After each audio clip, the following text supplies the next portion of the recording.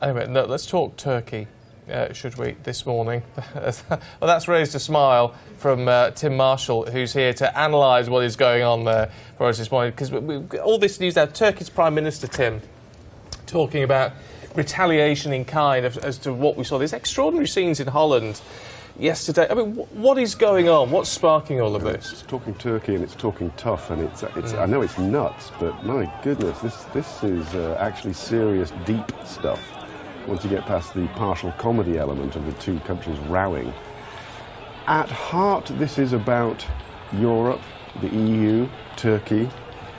In the near future, it's about elections, both in the Netherlands and in Turkey. And behind it all hovers the EU-Turkey deal on migration. Right, if I can unpack that. Yeah. There's an election on Wednesday in the Netherlands, general election, and Geert Wilders, the far-right candidate, is probably going to benefit from this. The Dutch Prime Minister had to be seen to be tough. So the biggest element of what is happening is that President Erdogan of Turkey wants to become king. And he's having a referendum in April that will pretty much demolish parliamentary powers and make it a really powerful presidency of which he will be in charge. He's been in charge 15 years. He'll be in charge for another 12 years probably. And he's going to be the king. And so he's trying to make sure that the Turkish communities all over Europe are going to vote for him. So he's sent people out to hold political rallies. There is a big Turkish community in Holland. Oh, there's at least 400,000 Turks in the Netherlands. There's another million at least in Germany. And so they were going to have a political rally. The politicians were going to show up. And, OK, what's the problem? The problem is the timing. If the Dutch have got their own election on Wednesday. Now, remember we had, I think it was Emmanuel Macron came here for the French, but that was behind, it was an inside rally, and it's a fellow EU country.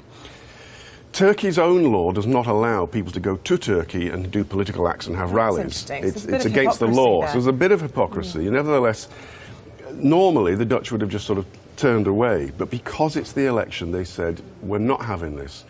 But it's escalated like that. And Mark Rutte, the current president in the Netherlands, who's up for re-election, he recently took out an advert in Holland saying if you're not prepared to assimilate, you know, you're very welcome to come to Holland, but if you're not prepared to become part of the community, then what are you doing here? And that is why fundamentally they're opposed to these rallies going on for another election in another country, because it's not kind of the Dutch way. And a non-fellow EU country. I mean, but it's really difficult stuff because you're talking about dual identity and dual nationality, and that's a very, very delicate and difficult area to unpick. As I said, it's the timing, but it's just thrown a grenade into this whole debate about what it is to be European, what it is to be an EU citizen, can you have dual citizenship?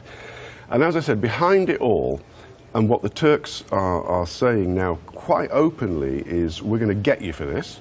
And one of the things on the table is the EU-Turkey migrant deal. They can turn that tap on anytime they want.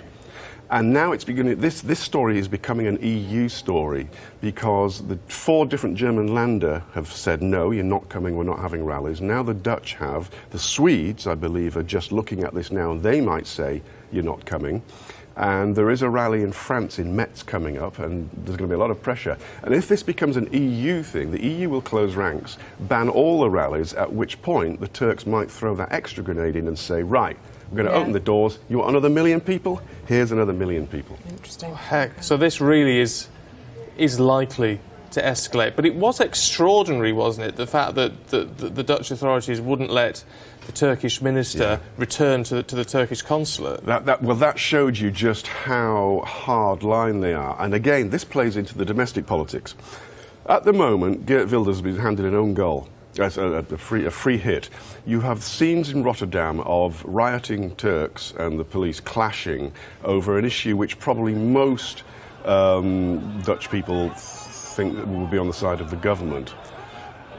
Now, if Geert Wilders is going to get extra votes on Wednesday because of this, the Prime Minister starts to think, oh, I need to be shown to be having a very strong line. So he then comes in, and this extraordinary move doesn't allow the Turkish minister to move.